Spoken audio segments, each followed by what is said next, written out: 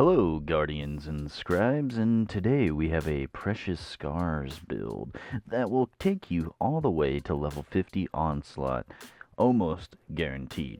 Talk to a lawyer first. Anyway, as you can see from the background gameplay, I am coating the ground in green death, and if you would like to learn more about this, stick around. And if you do like the video, hit the like button, let me know, hit the dislike if you don't, and let's get started.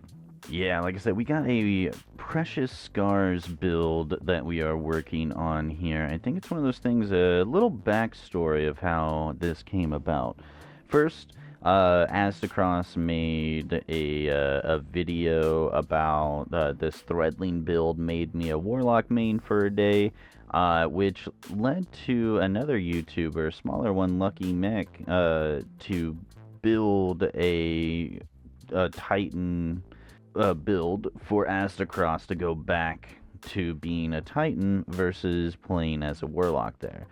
So, and I played with that iteration of the build for a little bit, and I really liked it. I thought it was great. I didn't change a whole lot, but I did add a couple of other things, and I wanted to go over the build itself and what I added to it. So, let's take a look at Precious Scars first here. So, final blows from weapons with damage type matching your subclass energy creates a burst of healing around you that grants allies restoration. After reviving or being revived, you're granted an aura that provides an overshield to you and nearby allies. So essentially, get a kill with a weapon that matches your subclass, instant healing for you and your allies. And if you're downed, not only do you get the respawn buff where your health is kind of like juiced up there for a couple seconds, but you also get an overshield for both you and the person that picked you up or the person that you picked up. So, although it's not the greatest looking exotic, I think it does have a lot of potential survivability here. Now, when looking at that, the gun that I paired with it that I thought went better than the final warning was Incisor, which is a strand traced rifle from the Trials of Osiris. Yeah, it's from Trials of Osiris because it has the trial symbol there. But yeah, so this dropped from Trials of Osiris. I got a killing tally and slice. We'll go in a little bit more how that plays into everything. The other one that I really like to pair with this exotic, which might seem strange since it isn't a strand weapon, but is Buried Bloodline, because this exotic actually plays into the survivability aspect of things, plus getting your grenade back a little bit faster. Because it double fires tracking bullets, landing bolts leeches life from the target. Multiple multiple final blows with this weapon give the wielder devour there, and devour is one of those great subclass verbs that allows you to get a little bit of healing plus a little bit of grenade energy. So having that on there is just kind of more of a backup, so you don't necessarily need to have buried bloodlines. I do find though that it just helps out with everything once you have it going, and you're killing stuff with Incisor and actually getting off all the strand stuff to kill other stuff. Devour is very easy to keep proc. But with Devour though, you can also apply Weaken to targets. So if you keep Devour up and you switch over to Buried Bloodline, you can weaken that target, switch back over to Incisor, and do a lot of damage, or get a couple of kills, get a killing tally, and then do a lot of damage there with it. So that's why I like this, is because of the weakening aspect, plus giving Devour when you're not on a Void subclass. Now, in the heavy, you can put whatever heavy you find that you like. I just like the Strand rocket launcher from last season. It's got fill prep and bipod. Can't really go wrong with either one of those because you get 2 rockets and more rockets. So 2 rockets that you can fire with bipod and more rockets because of field prep. So, and if you crouch, you also can reload the rocket super quick. And that brings us over to the subclass itself. You only have one super, so we're going with Blade Fury.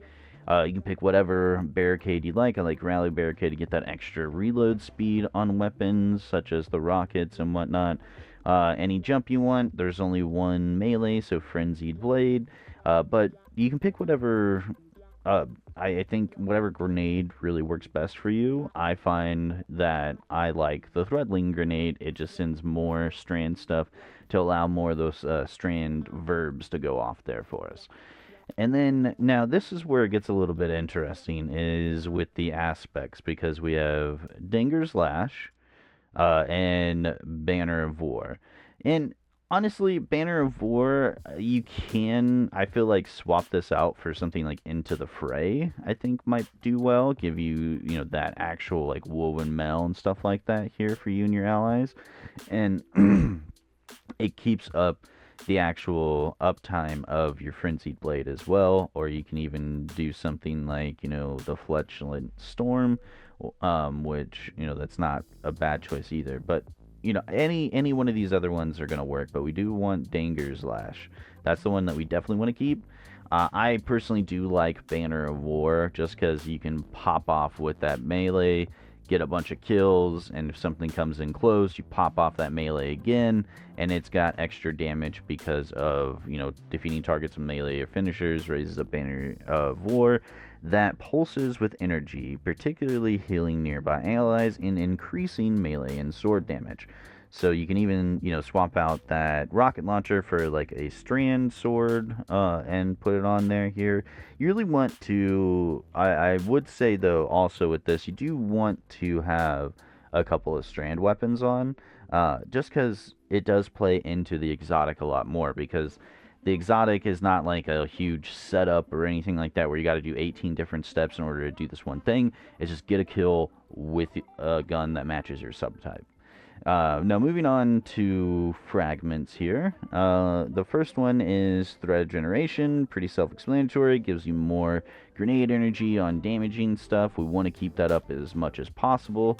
Woven mail by getting orbs from thread of warding.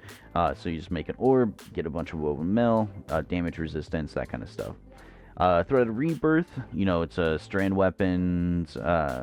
Final blow have a chance of creating that tangled, and then threadlings travel further and damage additional targets.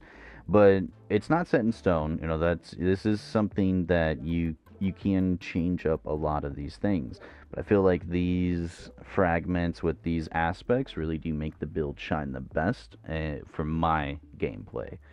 Now, let's go over some of the mods before we get into the actual gameplay itself here. Now, starting off with the helmet, here, we'll just keep it right here. We got harmonic mods, which allows our strand weapons to create orbs, so that way when we pick it up, you get the warding, or the woven mail, assets to assets, so that way we can get just a little bit more super energy for throwing out those threadlings, and then heavy ammo finder, because we want to keep high uptime on our rocket launcher and stuff like that too.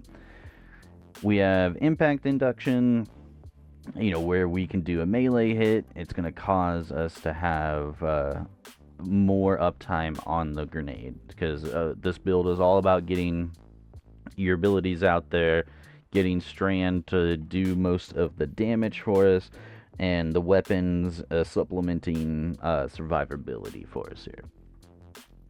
And harmonic loader will allow us to reload the trace rifle and rocket launcher a little bit quicker, and firepower, rounding up the arm mods to create orbs of powers when we throw out those threadling grenades. And then I always feel like for the chest, we can do, you know, whatever's needed in here, because we do have a few different things. Like you can do unflinching, this week's Grandmaster, sniper damage resistance is very, yeah, it's key for it. That's how I can tank at least one sniper shot and get out of there. But really, this is more up to changing it to the activity that you're on. But leg mods, we want to boost up the strand damage here, because this is what is going to allow us to use Precious Scars, is being able to pump up that strand damage. So when you pick up an orb of power from either firepower or harmonic siphon, you're gonna apply an armor charge that then gives you, I think it's a 15-second buff of damage, and this is 17%, I want to say. But then on the class, just to round out the mods here, we have Reaper. So that way you use that class ability, get Strand going, get Suspending going with Dringer's Lash, kill him, get the Orb of Power. So this is just another way for us to get Orbs of Power into the build. Because again, we want to have high uptime on your super and abilities and Woven Mail, and having Orbs of Power will allow you to do that. And then as we throw down the class ability, we will get a little bit more melee energy from the actual outreach mod here. So you throw it down, you get some of that melee energy back, then you can, get your grenades from hitting that, then you can get an Orb of Power that then allows you to hit your super. So it kind of all feeds into each other, so you don't really have to think about doing things, because I like builds where I can just play. I don't want to think about like having to set up X, Y, and Z when I can have a build that just allows me to shoot a gun and or play my class ability, and that does the rest of the stuff for me. I don't have to like really do anything. And then we have powerful attractions, so that way if you have orbs around you and you play down that class ability to get that suspend on the target, you then are going to be able to, pick up all the orbs around you, feeding into all the stuff that we've already talked about. Let's get into a little bit of the gameplay from here.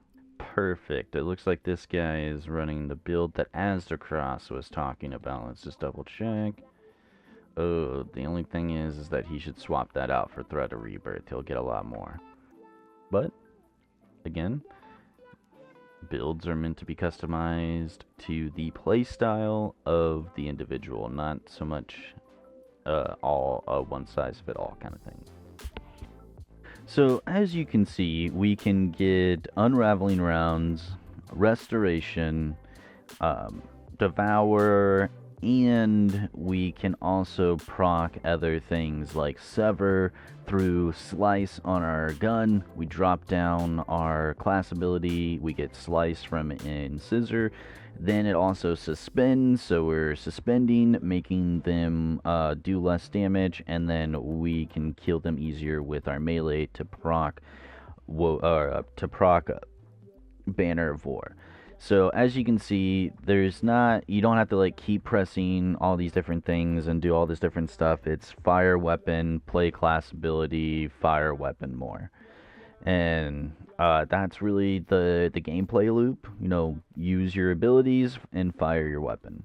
And that will lead to you pretty much stranding everything to death at that point in time and restoring people's health and giving them overshields if they do go down, and you are able to revive them, or they revive you if you eventually do go down.